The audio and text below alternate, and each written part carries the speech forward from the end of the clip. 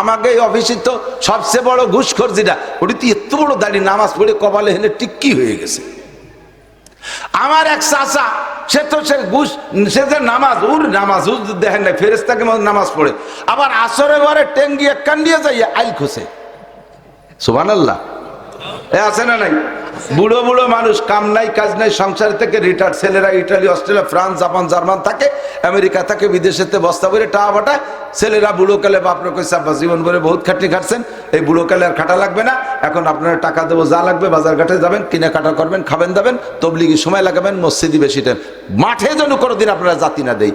কিন্তু বুড়োর তো কৃষি ফ্যামিলির লোক, জীবন ভরে কৃষি কাজ করতে করতে অভ্যাস হয়ে গেছে, যতই কোটি কোটি টাকা দিক, ওই কুদা টেঙ্গি একখান নিয়ে ডাঙ্গায় না গেলি বাসে না, চকে জাতি হবেই হবে, কাশি একখান নিয়ে। কৃষক যারা আছে তারা কথা কর না কেন? আমিও কৃষি ফ্যামিলির ছেলে, বাপের সাথে কাজ করছি বিদায় এই ওয়াজের সিজন না থাকলে ওরা আমারও গার মধ্যে জ্বালা ঠায়, ঘাস কাটবো, বুই কোপাবো, এই এটা ওটা করবো, এ না হলে ভালো লাগে না। তো বিকেল বেলা আসরের নামাজ পড়িয়ে মাথায় পাগড়ি, তসবি এক গাছ হাতে, টেঙ্গি একখান নিয়ে যায় উনি, নামাজি মানুষ, আইল গাড়ি দেয়, আইল খসে, তা জিকিরের সাথে সুবহানাল্লাহ আলহামদুলিল্লাহ, কোপে কোপে জিকির, কোপে কোপে জিকির। মাঝখান দিয়ে কত বোন একটা কোপ দেবে না, সব আইল গাড়ি দেবে, জমি বলাবে। 30 বছর পরে এই জমি যদি বুড়ো বেচার সিদ্ধান্ত নেয়, বুড়োরে বলবেন আপনার সাথে কেনা বেচার কন্ট্যাক্ট হয়েছে, কাকা জমি কি মাপে জোপে ঠিক আছে? এই যে 10 কাঠা তো কইলেন, 10 কাঠা কি হবে না? কয় যে বাবা মাপতে যাইও না, ঠকে যাবা নেই, বলছি 10, কিনে নাও 10, 2 কাঠা বেশি ছাড়া কম হবে না। 30 বছর আইল খুশি, লাস্টে যে জিকির ফিকিরে খুঁজছি, কবে কবে জিকির। তাহলে নামাজও বলে, আসরের নামাজের বরাবর এই যে আইল খুঁজে, আপনি দি করলেন যে আইল খুঁজা থেকে ঠেকায়। নামাজি মানুষ সুদে কারবার করে, আছে না নাই? আছে। হাজারে হাজার টাকা সাথে 1 মণ দান, এই সুন্নত জারি আছে না? হাজারে হাজার টাকা সাথে 1 মণ পিঁয়াজ, এই সুন্নত জারি আছে। আবার নামাজি টাকা চাইতে যাবেন কর্জ না, টা বাবু কোয়ানে কাকা কোনো উপায় নাই, আপনাকে বৌমা সিজারের রোগী, বাচ্চাটা নষ্ট হয়ে যাবে। বললাম না নাই নামাজ, এই যে টা নেই, এই মাত্র নামাজ পড়ে আসলাম, তুই বিশ্বাস করিস না কোনো মতে, সেও ছাড়ে নাই। একজনে থুয়ে গেছে 40,000 টাকা, সে আবার তার স্বভাব ভালো না, কিছু না দিলি তা দিতেই মানা হচ্ছে। একজনে থুয়ে গেছে ওনার কাছে 5টা কাজ, একটা দুনিয়ায় 4টে মরার পরে, কবর আযাব মাপ, ডান হাতে আমলনামা, বিদ্যুৎ গতিতে পুলসিরাত পার, বিনা হিসাবে জান্নাত। এই 4টে হলো মরার পরে। আর একটা দুনিয়ায় রুজির অভাব দূর করে দেবে, এক মনে রাখবেন। 2 নম্বরে নামাজের আরেকটা স্বভাব হলো ইন্নাস সালাতা তানহা আনিল ফাহশাই ওয়াল মুনকার ওয়ালা যিকরুল্লাহি আকবার। নামাজ এমন একটা তাবিজ, নামাজ এমন একটা টিকা, যেই টিকাটা নিলে সকল রোগ থেকে মুক্ত থাকা যায়।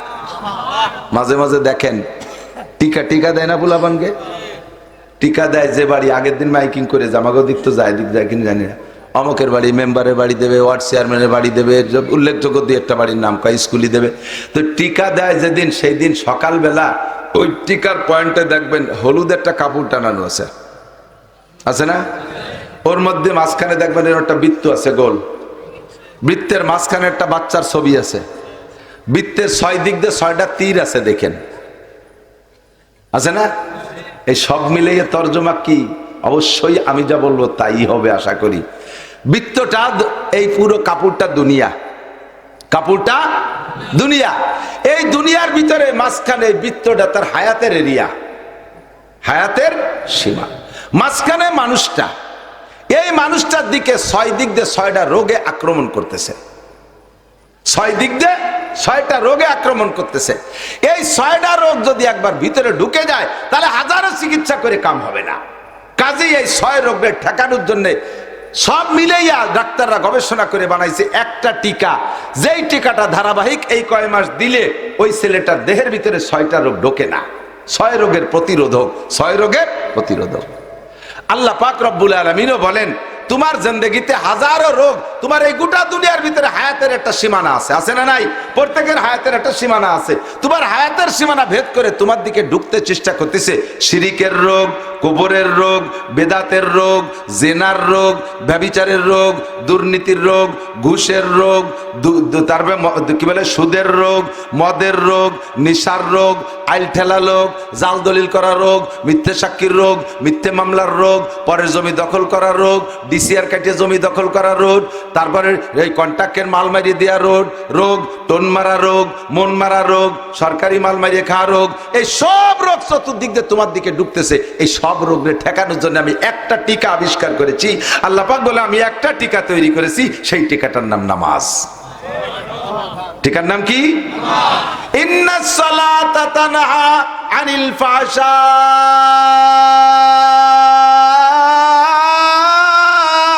ওয়াল মুনকার। ফাহশারে টানছি কেন? সারা দুনিয়ার যত আকাম আছে সব নিয়েছি ভিতরে। দুনিয়ায় যত ফাহেশ কাম আছে, আকাম আছে, সবগুলোকে দমন করে একমাত্র নামাজ। বলেন একমাত্র নামাজে নামাজিরে ঘুষ খাইতে দেয় না, নামাজে নামাজিরে সুদ খাইতে দেয় না, নামাজে নামাজিকে আইল ঠেলতে দেয় না। আল্লাহ মিথ্যে কথা কইছে? ভালো করে মনে রাখেন। নামাজে নামাজি মহিলারে মাথার কাপড় ফেলাতে দেয় না, নামাজে নামাজি মহিলাকে মুখ খোলা বোরকা পরতে দেয় না, নামাজে নামাজি মহিলাকে অকথ্য ভাষায় গালাগালি কাজাকাজি করতে দেয় না, নামাজে নামাজি মহিলাকে ফালতু কথা দিয়ে ফালতু ছবিতে দেখতে দেয় না। এর থেকে ঠেকাই ফেলে, কয় যে না মিথ্যে কথা হুজুর। আমাকে এই অফিসে তো সবচেয়ে বড় ঘুষখোর যেটা, ওটি তো এত বড় দাঁড়িয়ে নামাজ পড়ে কপালে হেলে টিক্কি হয়ে গেছে। আমার এক চাচা, সে তো সে ঘুষ, সে যে নামাজ, ওর নামাজ দেখেন না, ফেরেশতাকে নামাজ পড়ে, আবার আসরে বারে টেঙ্গি এক কান দিয়ে যাইয়া আইল খোসে। সুবহানাল্লাহ। এ আছে না নাই? বুড়ো বুড়ো মানুষ, কাম নাই কাজ নাই, সংসার থেকে রিটায়ার্ড ছেলেরা Italy, Australia, France, Japan, German থাকে, আমেরিকা থাকে, বিদেশেতে বস্তা ভরে টাকা পাঠায়। ছেলেরা বুড়ো কালে বাপরে কইছে আব্বা জীবন ভরে বহুত খাটনি খাটছেন, এই বুড়ো কালে আর খাটা লাগবে না, এখন আপনারা টাকা দেবো, যা লাগবে বাজার ঘাটে যাবেন, কিনে কাটা করবেন, খাবেন দাবেন, তবলিগি সময় লাগাবেন, মসজিদি বেশি টাইম, মাঠে যেন কোনোদিন আপনারা জাতি না দেয়। কিন্তু বুড়োর তো কৃষি ফ্যামিলির লোক, জীবন ভরে কৃষি কাজ করতে করতে অভ্যাস হয়ে গেছে, যতই কোটি কোটি টাকা দিক ওই কুদা টেঙ্গি একখান নিয়ে ডাঙ্গায় না গেলি বাসে না, চকে জাতি হবেই হবে, কাশি একখান নিয়ে। কৃষক যারা আছে তারা কথা কর না কেন? আমিও কৃষি ফ্যামিলির ছেলে, বাপের সাথে কাজ করছি বিদায় এই ওয়াজের সিজন না থাকলে ওরা আমারও গার মধ্যে জ্বালা ঠায়, ঘাস কাটবো, বুই কোপাবো, এই এটা ওটা করবো, এ না হলে ভালো লাগে না। তো বিকেল বেলা আসরের নামাজ পড়িয়ে মাথায় পাগড়ি, তসবি এক গাছ হাতে, টেঙ্গি একখান নিয়ে যায় উনি, নামাজি মানুষ, আইল গাড়ি দেয়, আইল খসে, তা জিকিরের সাথে সুবহানাল্লাহ আলহামদুলিল্লাহ, কোপে কোপে জিকির, কোপে কোপে জিকির। মাঝখান দিয়ে কত বোন একটা কোপ দেবে না, সব আইল গাড়ি দেবে, জমি বলাবে। 30 বছর পরে এই জমি যদি বুড়ো বেচার সিদ্ধান্ত নেয়, বুড়োরে বলবেন আপনার সাথে কেনা বেচার কন্ট্যাক্ট হয়েছে, কাকা জমি কি মাপে জোপে ঠিক আছে? এই যে 10 কাঠা তো কইলেন, 10 কাঠা কি হবে না? কয় যে বাবা মাপতে যাইও না, ঠকে যাবা নেই, বলছি 10 কিনে নাও 10, 2 কাঠা বেশি ছাড়া কম হবে না। 30 বছর আইল খুশি, লাস্টে যে জিকির ফিকিরে খুঁজছি, কবে কবে জিকির। তাহলে নামাজও বলে আসরের নামাজের বরাবর এই যে আইল খুঁজে, আপনি দি করলেন যে আইল খুঁজা থেকে ঠেকায়। নামাজি মানুষ সুদে কারবার করে, আছে না নাই? আছে। হাজারে হাজার টাকা সাথে 1 মণ দান, এই সুন্নত জারি আছে না? হাজারে হাজার টাকা সাথে 1 মণ পিএস, এই সুন্নত জারি আছে। আবার নামাজি টাকা চাইতে যাবেন কর্জ না, টা বাবু কোয়ানে কাকা কোনো উপায় নাই, আপনাকে বৌমা সিজারের রোগী, বাচ্চাটা নষ্ট হয়ে যাবে। বললাম না নাই নামাজ, এই যে টা নেই, এই মাত্র নামাজ পড়ে আসলাম, তুই বিশ্বাস করিস না কোনো মতে, সেও ছাড়ে নাই। একজনে থুয়ে গেছে 40,000 টাকা, সে আবার তার স্বভাব ভালো না, কিছু না দিলি তা দিতেই মানা হচ্ছে। একজনে থুয়ে গেছে ওনার কাছে, তুমি নামাজি মানুষ, আর একজনের ইন্টারেস্টের টাকা তোমার কাছে থুয়ে যায় কে? সুসকু টাকার হ্যাঁ সিস্টেম এই কথা কন না কেন? আবার নামাজ পড়ে মসজিদের সিগারেটারি না সেক্রেটারি, সিগারেটারি, সিগারেটও খায়, সভাপতি, বড় বড় পদ দখল করো, নামাজও বড় আকামও করো। কেন? নামাজ পড়ে, আরে বাবা কি ভঙ্গি সঙ্গী, চশমা পাই দিয়ে নামাজ পড়ে। এরপরে হাই স্কুলে যে যখন মাইয়াকে সিয়ানা মাইয়াকে যখন 500 মিটারের দৌড় হয়, সেই সময় চশমার উপরের দিন ভুতু বেচার মতো সেই দেয়, আবার নামাজ পড়ে। সাড়ে শয়তান কোথাকার, শয়তান কামেলো খালি শয়তান, আর এটা হলো সাড়ে শয়তান। তাহলে নামাজের ঠেকায় তো ঠেকাচ্ছে না, ঘটনা কি? এবার আসেন আমি জায়গা মতো হাত দেই, সময় কম, বেশি ভাঙ্গাতে চাপাতে পারবো না, চাপানো ছাড়া গেলা লাগবে। ওই যে বড় একখান গাড়ি নিয়েছে, অনেক টাকা দাম, ছোট গাড়ি হলে দাম আছে। এই গাড়িটা 50 লাখ টাকা দামের গাড়ি হঠাৎ করে রাস্তায় থামিয়ে গেছে, চলে না। গাড়ির যা যা দরকার বাহ্যিক সব আছে, বডি স্যাসিস নতুন গাড়ি, একেবারে লাস্ট মডেল। এই গাড়িটা হঠাৎ করে দাঁড়ায় গেছে, যেতেই পারে, হঠাৎ করে দাঁড়ায় গেছে, চলে না। কারণ কি? ড্রাইভার বুঝতেছে না। এই সে আগাগোড়া সব তো আছে, চাকা ভালো আছে, ইঞ্জিন ভালো আছে, এ ভালো আছে, ও ভালো আছে, বডি ভালো আছে, রং ভালো আছে, কোনো তাই কম নেই, কি তেল পানি সবই আছে, কিন্তু চলে না। কারণ কি? ফোন দিয়ে মিস্ত্রি ডেকে আনছি, মিস্ত্রি এসে কয় কি একটা ছোট্ট একটা পিন পড়ে গেছে, নিচে একটা পার্সেল একটা পিনির মতো, ওইটা ভিতরে কোন জায়গা ছিল সেইতে পড়ে গেছে, ওই এক পিনি পুরো গাড়ি শেষ, আর গাড়ি চলে না। 4 লক্ষ টাকা দামের মোটর সাইকেল, সব কমপ্লিট আছে, শুধু বাল্ব টিউব নাই। বাল্ব টিউব দিয়ে হাওয়া দেয় না, বাল্ব টিউবটা পড়ে গেছে। চলবে গাড়ি? চলবে গাড়ি? যারা হাল চাষ করছেন কৃষকরা তারা সাক্ষী দেন। ছোটবেলা এখন তো লাঙ্গল নাই, লাঙ্গল তো শেষ হয়ে গেছে, শর্ট টিলার হয়ে গেছে। লাঙ্গলের যুগ মনে থাকলে আমার সাক্ষী দেন, আমার ভালো করে মনে আছে, আমিও ফাংশন হাল চর্চি বিধে আমি জানি। লাঙ্গল চাষ করতে কি লাগে? দুটো বড় গরু লাগে, লাঙ্গল লাগে, জুমাল লাগে, তাই না? এগুলো লাগে। তো গরু দুটোর দাম 4 লাখ, সব ঠিক আছে। লাঙ্গল বানাইছেন লোহা কাঠ দিয়ে, শাল কাঠ দিয়ে, ইস লাগাই ফাল লাগাইছেন সোনায় দিয়ে, সোনার লাঙ্গল, সব কিছু ওকে। কিন্তু লাঙ্গলের ইসটা এসে লাঙ্গলের যে জায়গা ঢোকে পিছন দিয়ে একটুক একখান খুঁটো দেয়, ওর নাম ইস্তে। মনে আছে নাকি ইস্তে? ভুলে যায় না যেন। আমার দায়িত্ব দিয়েছে গোপালগঞ্জের পুরন বাংলা জ্বালাইয়ের জন্য। ইস্তে একটুক একখান ইস্তে সব আছে, 4 লাখ টাকার গরু আছে, সোনার লাঙ্গল আছে, ওই ইস্টা ঢোকছে পিছন দিয়ে, ইস্তে দিয়ে ঠেকাইতে হয়, ওই খুঁটো টুক নাই খালি। শশা যাবে? শশা যাবে? হ্যাঁ, এত বড় গরু রয়েছে, সোনার নাঙ্গল ওর টুকে টানতে কি হবে? এতেই মেরি দিছে। 4 লাখ টাকা দামের মোটর সাইকেল আছে, বাল্ব টিউব নাই, চলবে না। 50 লাখ টাকা দামের গাড়ি আছে, একটা পিন পড়ে গেছে, চলবে না।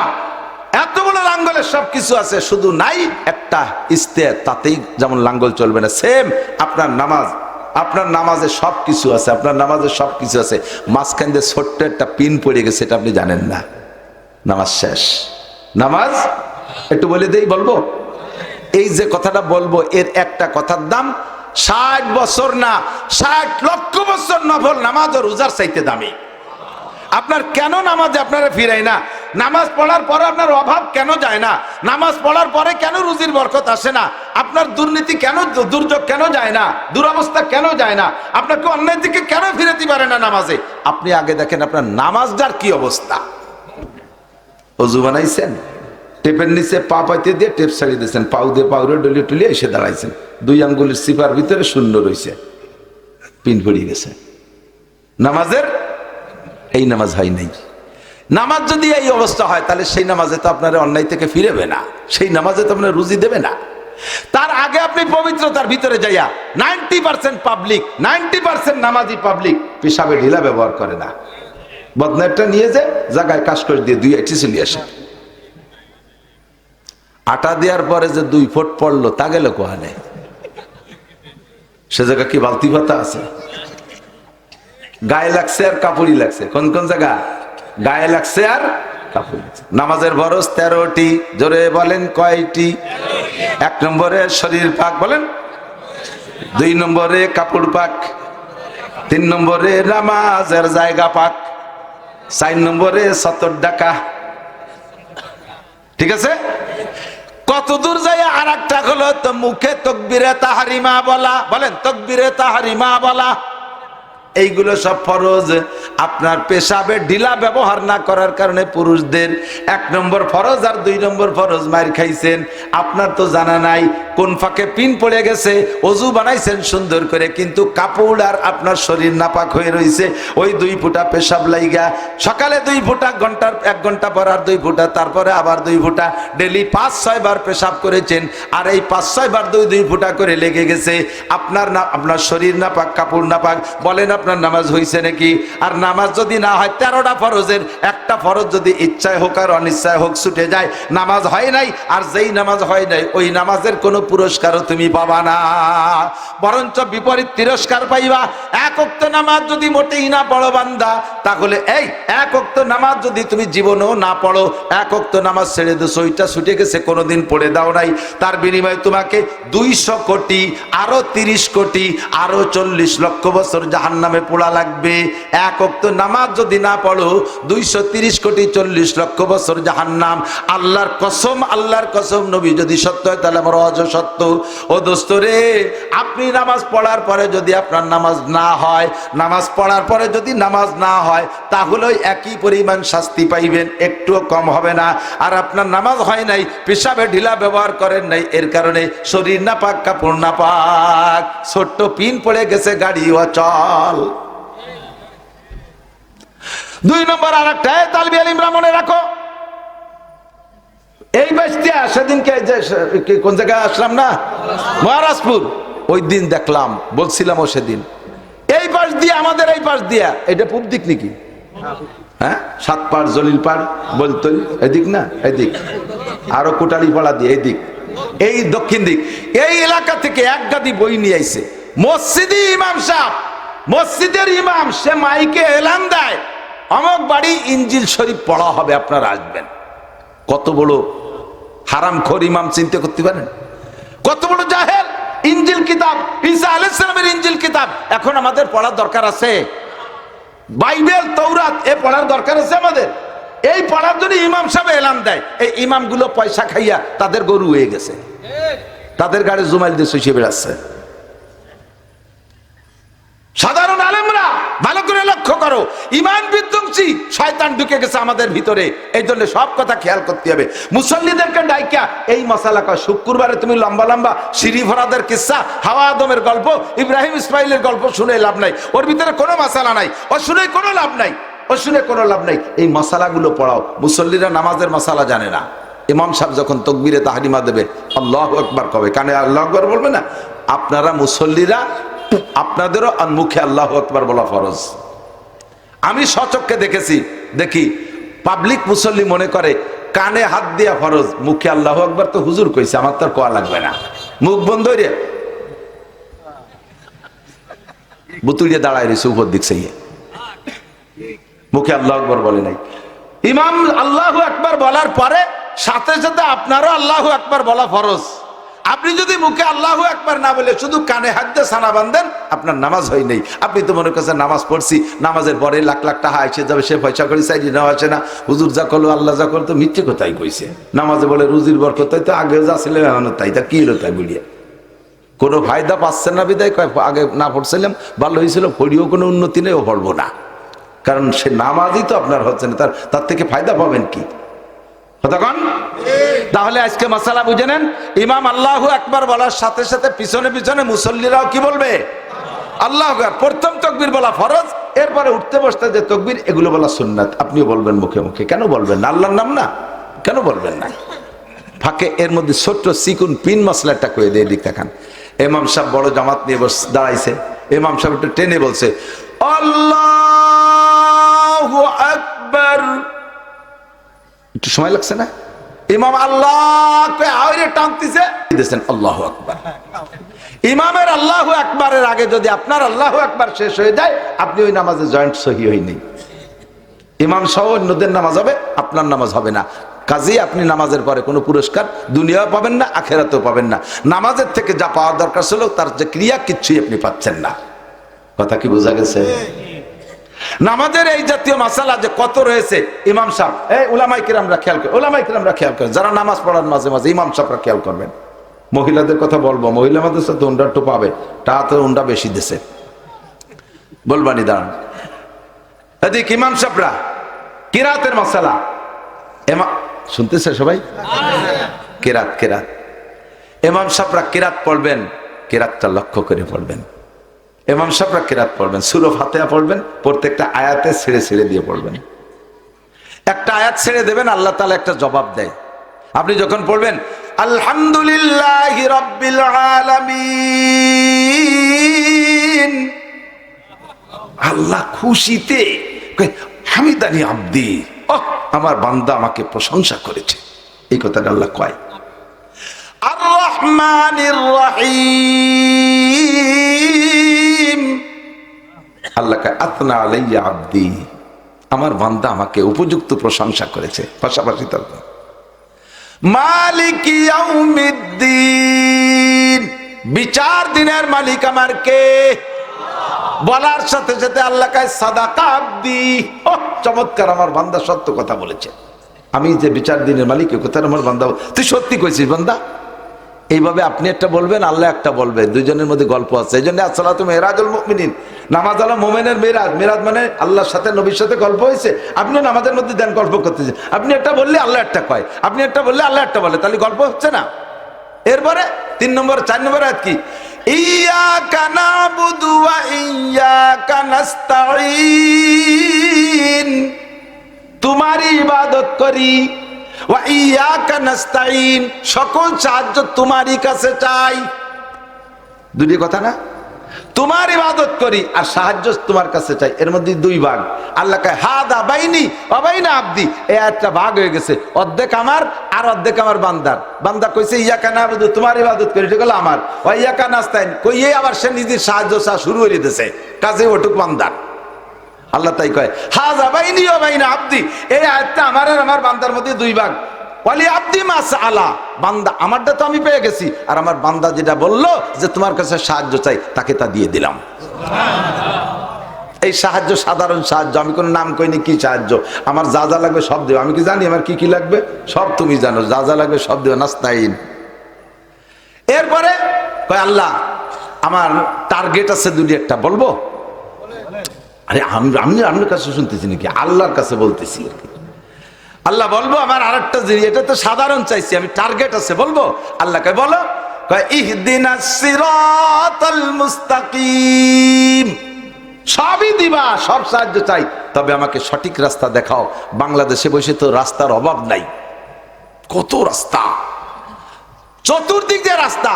তবলিগ, চরমুনাই, আটরশি, চন্দ্রপাড়া, সুরেশ্বর, বোধেশ্বর, ইনায়তপুর, বাহাদুরপুর, মিলাই দিয়ে বেমিলাই দিয়ে, কিয়ামিয়ে বেকিলামিয়ে, আহলে হাদিস, হিজবুত তাওহীদ, কাদিয়ানি, এ সবাই এসে কয় যে আমাকে সাথে এই দিক দিয়ে ঢাকা যাওয়া যায়। কার সাথে যাব কও দি আল্লাহ। আমি এত দলের মধ্যে খুঁজে পাচ্ছি না সিরাতে মুস্তাকিম, আমার সঠিক রাস্তাটা তুমি না দেখালে কিন্তু হারাই দেবানি। তবে আমার একটা অনুরোধ, আল্লাহ বলবো? কয় বলো। কয় কি?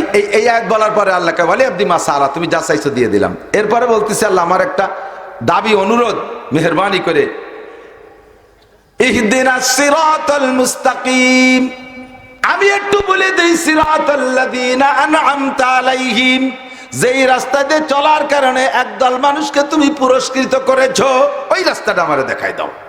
বলার সাথে সাথে আল্লাহ কয় ওয়ালি আব্দি মা সাআলা, থ্যাংক ইউ, তুই যা চাইছিস দিয়ে দিলাম, যা, তোরে কোনো খারাপ রাস্তায় কেউ নিতে পারবে না।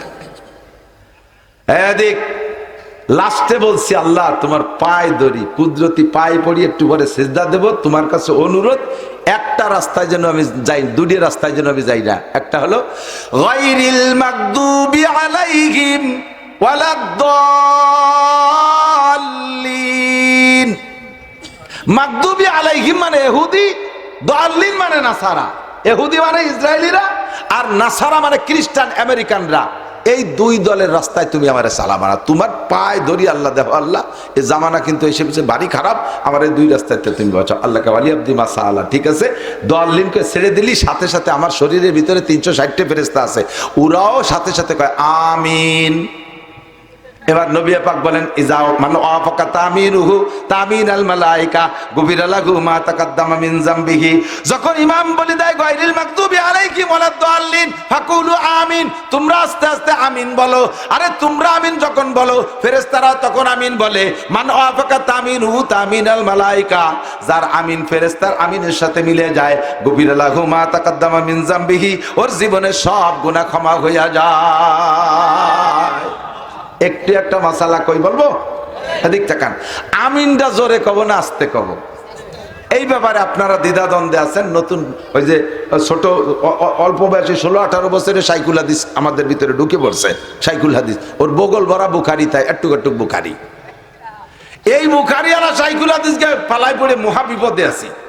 আর বাংলাদেশে জীবন ভরে হানাফি মাযহাবের, সৌদি আরবে যায় কয় বছর চাকরিতে ঘোড়া গেদা ভেড়া মেড়া চড়াইয়ে দুম্বা টুম্বা চড়াইয়ে ওই জায়গাতে মশলা নিয়ে ঢালি দিছে বস্তা ভরিয়ে,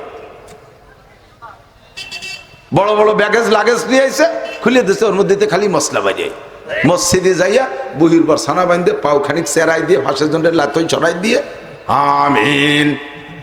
ভাব দে বেটা, তোরে কি সৌদি আরব পাঠাইছে আমিনটা নিয়ে আনতে লিখবে? তুই গেছিস কটা টাকা আনবি, বুড়ো কালে যা দুয়ে মুছে খাতি পারি, তুই আমিন আনতে গেছিস কে? জানতে আমরা যাবো। মুফতি আব্দুল গফফার সাহেব 50 বার গেছে, বাংলাদেশের উলামায়ে কিরাম শত বার গেছে, তারা তো আমিনটা নিয়ে নেয় না। তুই মূর্খ মানুষ আনতে গেছিস কে? ও জায়গাতে কি আনতে হবে তা আনার মতো বুদ্ধি আমাকে আছে। এদিক তাকান। আমিন আস্তে বলবেন না জোরে বলবেন, এই বিষয়টা বলে আমি ওয়াজের দিকে যাচ্ছি। আমিন আপনি আস্তেও বলতে পারেন জোরেও বলতে পারেন, কোনো দোষ নাই। এদিক খেয়াল করেন, আমিন আস্তেও বলতে পারেন জোরেও বলতে পারেন, তবে আপনার সামাজিকতা রক্ষা করার একটা দায়িত্ব আছে। মসজিদি সবাই আসতে বলছে, আপনি একা যদি কোন আমিন, সব মুসল্লিকে মন আপনার দিক চলে যায়। নামাজের থেকে সব মুসল্লির মন আপনার দিক চলে গেছে, ঠিক কিনা? আপনি সবাই নামাজের ভিতরে একটা খলাল সৃষ্টি করে ফেলাইছেন, একটা ঝামেলা বাধায় দিয়েছেন। সে একজনে আল্লাহর দিকে তাকে নামাজ পড়তেছিল, তার মনটা আপনার দিক নিয়ে গেছেন, এই একটা অন্যায় করছেন। এই জন্য আপনি একা হলে আমিন জোরে বলার পার্টিও যদি হন তবু জোরে বলবেন না। যারা জোরে বলে তারা জোরে বলাকে ওয়াজিব বলে না, জোরে বলাকে মুস্তাহাব বা সুন্নত বলে। তো একটা সুন্নত বা মুস্তাহাব আদায় করতে যত মুসল্লির ক্ষতি কেন করবেন? কাজে আপনি আস্তে বলবেন। 2 নম্বরে, যদি বলেন, আমি বলে দিছি কি জোরেও বলতে পারেন আস্তেও বলতে পারেন, ঠিক কিনা? আমি তাই বলছি না? এবার আপনি যদি বলেন যে জোরেই বলতে হবে, তাহলে আমি বলবো আস্তেই বলতে হবে। আপনি জোরে বলার কোনো দলিল দিতে পারবেন না, আমার জানা আছে। আপনি হাদিস পড়েন, আমি তো বুখারী শরীফ পড়াই, আমি জানি না কোরআনে কি আছে। আমি তিরমিজি শরীফ পড়াই, আমি জানি না কোন হাদিসে কি আছে, সব আমার জানা আছে। আপনি পারবেন না দলিল দিতে যে জোরে জোরে আমিন বলার হাদিস মাদ্দা বিয়া সাউতাহু, এর বেশি কইতে পারবেন না, ওর তরজমা আমরা জানি। তবে আমি আস্তে বলার দলিল দিতে পারবো। খেয়াল করেন, হুজুর বলছেন যার আমিন ফেরেশতাদের আমিনের সাথে মিলে যাবে তার গুনাহ মাফ। তাহলে ফেরেশতাদের আমিনের সাথে আমার আমিন মিলাতে হবে না? ফেরেশতার আমিনের সাথে আমার আমিন মিলানোর 2টা দিক, একটা হলো টাইমের মিল আর একটা হলো শব্দের মিল। তো টাইমের মিলটা মিলছে, তাহলে কখন? ইমাম যখন ওলা দলিন করে ছেড়ে দেয় তখন ফেরেশতারা আমিন বলে, আমরা আমিন বলি, একই টাইমের মিল হলো। এবার আরেকটা মিল হতে হবে আওয়াজের মিল। তো ফেরেশতাদের আওয়াজ কি আমিন কোনোদিন কানে শুনছেন? তা আপনি জোরে কোনটা? ফেরেশতারা কইল আস্তে, আপনি কইলেন জোরে, তাহলে অর্ধেকে মেললো আর অর্ধেকে মেললো না। টাইমই মেলছে আওয়াজে, তাহলে গুনাহ অর্ধেক থেকে যাবে। আর যদি পুরো মাফ করাইতে চান তাহলে টাইমও যেমন মিলেবেন আওয়াজও এরকম মিলেবেন। ফেরেশতারাও আস্তে কইছে, আমিও আস্তে বলবো। কতক্ষণ ফেরেশতারা জোরে কলো না আস্তে কলো, তা বুঝলাম কি রে? তা বুঝলাম কি রে মানে কানে না শুনলেই তো আস্তে কইছে, আমি শুনি নাই বিদায় আস্তে। আর কি দলিল লাগে? ঠিক কি ঠিক না? কাজে আমিন হবে আস্তে। এবার আসেন মশলা, এ কটা তো মনে আছে।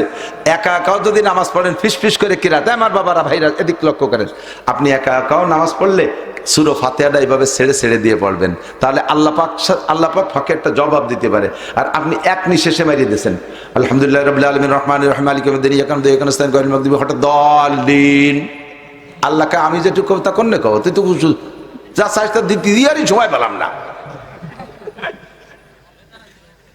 হঠাৎ দলিন করতে যে হঠাৎ দলিন কে বেলাই যা দেব তা দিয়ারই তো সময় পেলাম না, তুই কি চালি কদি দেই। তাহলে আমি তো সূরা ফাতিহা সবচেয়ে বড় মোনাজাত কি? তাই আল্লাহর কাছে বললাম আল্লাহ দেওয়ার জন্য রেডি, আমি নিতে সুযোগ নেই না। আল্লাহরে দিতে শুধু। তাহলে আজকে থেকে কিরাতের ভাবে কেটে কেটে পড়বো, ঠিক আছে না? তাড়াতাড়ি বলেন, সময় কম। আলহামদুলিল্লাহ রাব্বিল আলামিন আর রহমানির রহিম মালিকি ইয়াউমিদ্দিন ইয়্যাকা না'বুদু ওয়া ইয়্যাকা নাস্তাঈন ইহদিনাস সিরাতাল মুস্তাকিম। পরিমাণ মতো হালকা হালকা টান দিয়ে শুদ্ধ মাখরাজ সহ শুদ্ধ আপনি খোসাটে কাটে পড়েন, তবু আয়াতগুলো শ্বাসে শ্বাসে ছেড়ে দিয়ে পড়েন। তবে এক নিঃশ্বাসে ছেড়ে দিয়ে দুই আয়াত পড়বেন না, ছাড়িয়ে দেবেন তো নিঃশ্বাসও ছাড়তে হবে, নইলে আবার সই হবে না। এক মাসালা দুই, এদিক তাকান। এরপরে সূরা ফাতিহার পরে কিরাত পড়বেন। এই কিরাতের মাসালা উলামায়ে কিরাম সবাই খেয়াল করবেন, মা বোনরাও খেয়াল করবেন। আপনি পাবলিকরা বিশেষ করে যদি মাঝখান দিয়ে খোঁজ কাবলা একটু কোরআন শরীফ মুখস্থ থাকে, সেইটুক নামাজের মধ্যে পড়ার জন্য দিল কান্দি ওঠে, সেটুকির সাথে পরের রেখাতের সাথে মিল আছে কিনা আপনার দেখতে হবে, ইমামতি শিখতে হবে। আমি গহরডাঙ্গায় দাওরা পড়ি যেবার মৌলানার ক্লাস 6 মাসের পরে 6 মাস আমি অন্য নানুপুর পড়ছি, মেশকাত তারাই ফুকরা পড়ছি, জালালেন পর্যন্ত। গহরডাঙ্গা শুধু দাওরা হাদিস পড়ছি। তো 6 মাস পরে যাইয়া কি দেখি রে হুজুররা চৌমনি হুজুর আমারে কয় যে তুমি আসর মাগরিব ঈশা 3 ওয়াক্ত নামাজ পড়াবা মাদ্রাসার মসজিদে। 1400 ছাত্র, মোহতাম সাহ হুজুর, চৌমনি হুজুর, ঢাকার হুজুর, কাশিনী হুজুর, বরিশালের হুজুর, কোটালীপাড়া হুজুর, পাটগাতির হুজুর, বগুড়ার হুজুর, বড় হবের শাহ হুজুর, এরা হলো বাঘের মতো মানুষ, মানে সামনে দিয়ে আটতে গেলেও পেশাব এসে যায় বয়তে, এমন বেটা বেটা মানুষ। তার মধ্যে আমার দেশে ইমামতিতে, আমি তো হাফেজ না, পাবলিক নামাজ পড়াই, কাঁপতি কাঁপতি পড়াই। প্রথম তো ছোট ছোট আয়াত তো দম ফুরে যায়, সে সাইডে উঠতে পারি না, ঢোক এসে যায়। তো এইভাবে পড়ে। এবার কণ্ঠ ছিল ভালো, হুজুর আমার খুব পছন্দ করছে, উচ্চারণ যা ছিল সব হুজুরই সাপোর্ট দিছে। এখন কিরাত যে ওইরকম যে আনতে পারি সে আনতে পড়ি, আমার তো ওই ফিকা জানা নাই। বরিশালের হুজুর রহমাতুল্লাহ আলাইহি ক্লাসের মধ্যে একদিন বলতেছে, মিয়া আজকে মাগরিবের নামাজে প্রথম রিকাতে আলাম তারা পড়লে, পরের রেখাতে ইন্না তাইনা পড়লে, এই 2 সূরার মধ্যে মিল কি? তুমি তো আলেম হয়ে গেছো মাওলানা, তর্জমা তো জানো, কোন তর্জমার মিলের কারণে আলাম তারার পরে ইন্না তাইনা পড়লে? আর একদিন প্রথম রেখাতে লীলাভি পড়ছি, পরের রেখাতে যে কুলু সূরা পড়ছি। কামিয়া প্রথম রেখাতে লীলাভি পড়ে পরের রেখাতে কুলু পড়লে 2 সূরার মধ্যে মিল কি? তুমি পাবলিকই পড়ে ভুল পড়ে বা যা করে যেটুক পড়ে, আল্লাহ সুযোগ দিয়েছে ফাকরা মাতে সারামিনাল কোরআন, যে কোনো জায়গাতে পড়লে নামাজ হবে। তো তুমি আলেম হয়ে এরকম গলমিল পড়ো কে? 2 কিরাত 2 রেখাতে পড়বা, আগের রেখাতে যে কিরাত পড়বে পরের রেখাতে সেই 2 কিরাতের মধ্যে তর্জমাগত দিক দিয়ে, নাজেলের দিক দিয়ে, অবতরণের দিক দিয়ে, মাসালার দিক দিয়ে মিল হতে হবে। বুঝতেছেন আপনারা নাকি আমি কি করতেছি তা আল্লাহ জানে। আমি কি বুঝাচ্ছি? একটু টের পাচ্ছেন সবাই? কি আর একটু আগুন তাহলে আরো ভালো বুঝতে পারবেন। এখন আমি বললাম যে হুজুর মিল টিলির তো কোনো চিন্তা করি না, কাজে বেটা এদিক প্রথম রেখাতে যদি তুমি আলাম তারা পড়ো তাহলে অবশ্যই দ্বিতীয় রেখাতে লিলাফি পড়বা, না পড়লে নামাজ হবে না তা না, আবার উল্টো বুঝে না যেন নামাজ হয়ে যাবে। কিন্তু একজন 2 কিরাতের ভিতরে যে মিল আছে, মিলটা তুমি নষ্ট করবা কা? যে তর্জমা বোঝে তার ভিতরে খুব জ্বালা লাগে। আলাম তারা সূরার ভিতরে কি আসছে তর্জমা শুনেন, আলাম তারা কাইফা ফাআলা রাব্বুকা বিআসহাবিল ফিল। হে নবী আপনি কি দেখেন নাই আপনার রব আপনার আল্লাহ হস্তি বাহিনীর সাথে কি আচরণ করেছে? আব্রাহা ছিল কি বলে, আব্রাহা বাদশা কাবা ঘরকে ধ্বংস করার জন্য নবিয়া পাক দুনিয়া আসার আগেই নবিয়া পাকের চাচা দাদা যান খাজা আব্দুল মুত্তালেব হুজুরের দাদা, তার জিম্মায় ছিল কাবার চাবি, কুরাইশদের জিম্মায় কাবা ঘরের রক্ষণাবেক্ষণের দায়িত্ব ছিল। সে সময় নবীও দুনিয়া আসে নাই, আর মুসলমানদের তো কোনো গন্ধই নাই। কিন্তু কাবা ঘর সেই আগের থেকেই সম্মানী, কাবা ঘরের জিম্মাদারি ছিল কুরাইশদের কাছে। কাদের কাছে? কুরাইশদের কাছে। এই কুরাইশদের হাত থেকে কাবা ঘরকে ধ্বংস করে দিয়ে আব্রাহা তার এলাকায় কাবা বানাবে বলে সিদ্ধান্ত নিয়ে হাতি বাহিনী নিয়ে আসছে। আল্লাহ কয় ওয়া আরসালা আলাইহিম তায়রান আবাবিল, আমি উড়ন্ত পাখি এক ঝাঁক পাঠাই দিয়া, ওয়া আরসালা আলাইহিম তায়রান আবাবিল পাখি পাঠাই দিয়েছি, তার মিহিম বিহিজারাতিম মিন সিজিল, ছোট ছোট পাথর মারছি, পাথরগুলো অ্যাটম বোমার মতো কাজ করছে। ফাজাআলাকুম কাসফিম মাকুল, তাদেরকে বানাই দিছি এমন হাতি সহ, কেমন যেন খাওয়া ধান, ঘাস বা ধানের ভিতরে যদি গরু ছেড়ে দেন খাইয়ে পাড়ায় যেমন নষ্ট করে ফেলে, এই হস্তি বাহিনীকে তার বাহিনী সহ শেষ করে দিছি। এই যেন সূরা আলাম তারা এমন কয় যে এই বলছেন কথা বলছেন। তা এবার আল্লাহ কয় এই ঘটনাটা ঘটালাম কেন? এই হাতি বাহিনীর আর আব্রাহা বাহিনীকে ধ্বংস করলাম কেন? এ সময় তো কোনো নবীও নাই, রাসূলও নাই। লি ইলাফি কুরাইশ, এই কাজটা করছি হলো কুরাইশকে খুশি করার জন্য। এবার কি টের পাইছেন? তাহলে আলাম তারার ঘটনাটা ঘটাইছে কেন, সেই কেনটা বলতেছে লীলাবির ভিতরে। কাজে আমার আর দুইটা মিল সূরার মিল, তর্জমাগত মিল যে পড়তে হলে আলাম তারার পর কোন সূরা পড়তে হবে? লীলাবি পড়া লাগবে। এবার কি টের পাইছেন? এভাবে শব্দ আপনারা আমি বুঝই পারবো না। সারা কোরআন শরীফকে এভাবেই সাজানো হয়েছে। এই আয়াতের পরে এই আয়াত কেন, এই আয়াতের পরে এই আয়াত কেন? আমার হাফেজ সাহেবরা পৃষ্ঠা শেষ হলে রুকুতি চলে যায়, আমার পড়ানোর মধ্যে খস করে ওঠে। পরের পৃষ্ঠায় দুটি আয়াত রয়ে গেছে, একটা আয়াত রয়ে গেছে, ওই আয়াতটা যদি এই রুকুর মধ্যে পড়ে ফেলে তাহলে পূর্ণ একটা আলোচনা কমপ্লিট হয়ে যায়। একেবারে লাস্টে বাদায় থুয়ে যায় এই যে জাহান্নামের কোনায় চলে গেছে, পট করে তওবা করে জান্নাতে চলে গেছে, সেইটুক না কইয়া জাহান্নামের কোনায় নিয়ে রুকুতি চলে যায়। কিরম যে লাগে, বিশাল খারাপ লাগে। আলাম নাশরাহ লাকা সূরা যদি প্রথম রেখাতে পড়েন, পরের রেখাতে বা 3 পড়লে পড়তে পারেন, তবে পরের রেখাতে ইজাজা পড়লে তরজমার ভিতরে খুব মিল হয়।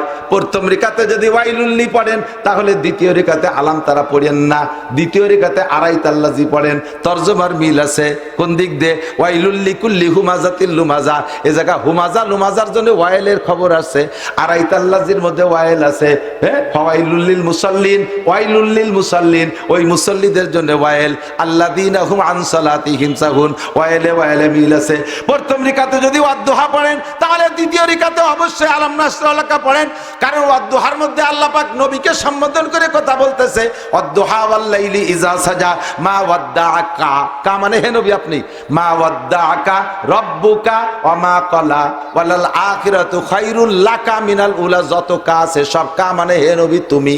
আলাম নাশরাহ লাকার মধ্যে যান, আলাম নাশরাহ লাকা এ কা মানে নবী, আলাম নাশরাহ লাকা সদরাক ওয়া ওয়াদানা আনকা বিজরাক, যত কা আছে সব কার মানে হলো নবী। আলাম দোহার মধ্যে নবীকে সম্বোধন করে আল্লাহ বলেছেন, আলাম নাশরাহ লাকার মধ্যে বলেছেন।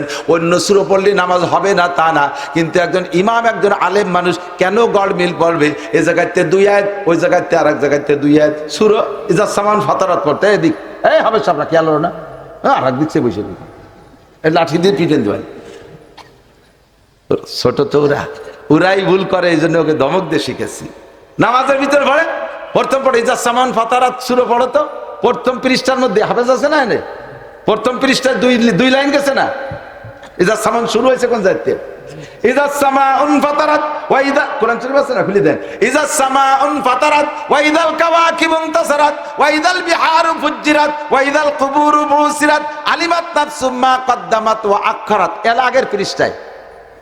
এই 2 লাইন বাদ দিয়ে নামাজের মধ্যে ওয়ালা দাল্লিন আমিন, এরপর ইয়া আইয়ুহাল ইনসানু মা গাররাকা বিরাব্বিকাল কারীম, এই জায়গা থেকে কিরাত পড়ে। তা আগের 2 লাইন যদি তুমি নাই পড়বা তাহলে আল্লাহরে কই দাও এই 2 লাইন খালি খালি নাজিল হচ্ছে কেন?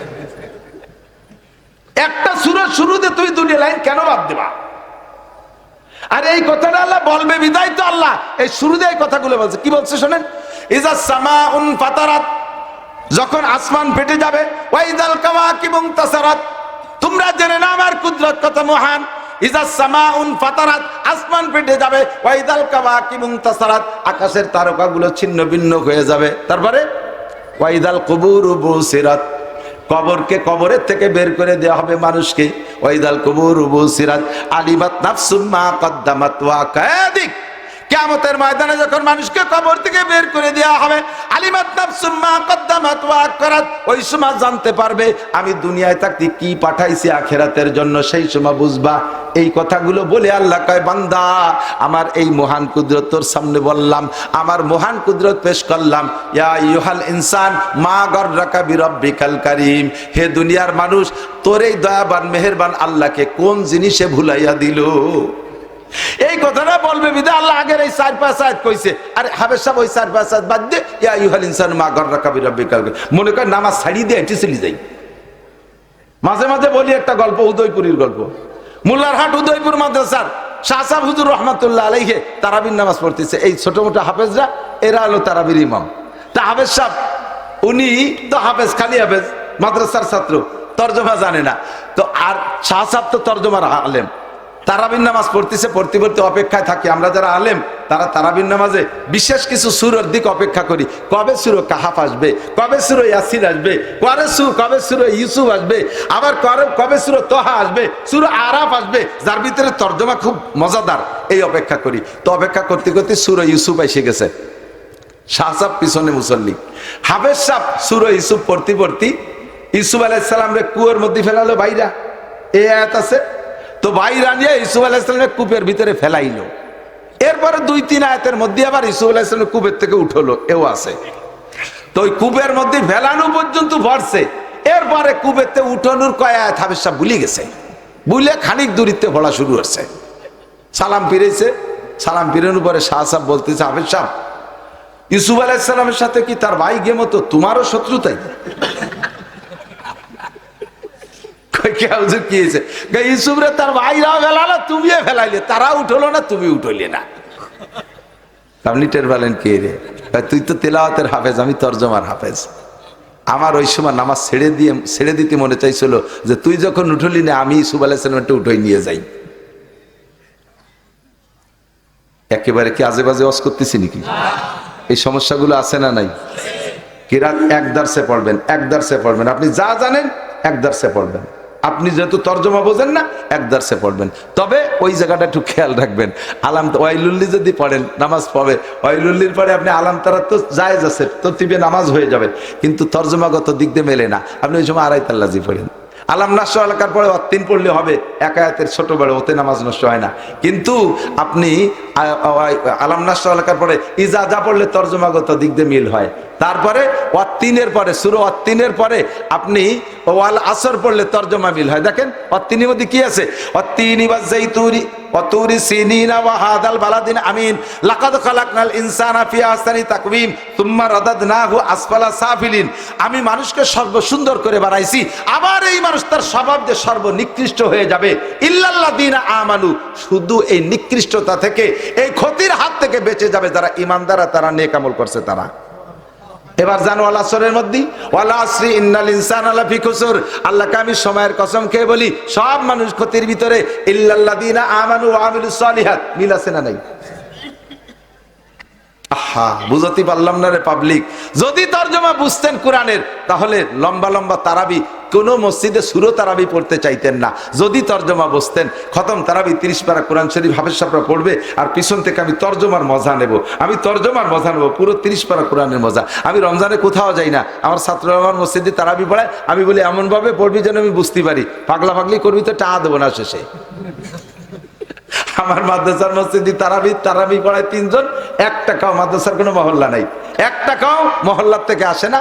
তা 3 জনে আমি 60,000 টাকা দিয়ে দেয়, আমার টাকা দিয়ে দেয়। তা আমি 60,000 টাকা দেবো আর আমি কোরআন বুঝবো না, তোরে পড়াতে দেবো না, আমারে বুঝোই পড়াতে হবে, পাতলা পাতলা করে সুন্দর করে, মজা লাগে। কথা কি বুঝে আসছে আপনাদের? আবার আর একটা মশালা বলি, কি হলো সময় দিচ্ছ, আমি হলো 6:15 মতো কথা কব, নিজেরা চালাকি করে কথা করছে, নাড়াচাড়া দিচ্ছে। আমার হলো শরীর ভীষণ খারাপ, আমি তো এত করবো না, 15 মিনিটের রস ফেরত দাও। আর একটা মশালা বলি, এদিক তাকান মা বোনরা, মহিলারা খেয়াল রাখবেন, মহিলারা খেয়াল রাখবেন মানে কাশিনী হুজুর বই কিনবেন তা না। কাশিনী হুজুর রহমাতুল্লাহ আলাইহির জীবনী আসছে, উলামায়ে কেরাম ছাত্ররা এর একটা বই কিনে নেবা, বড়দের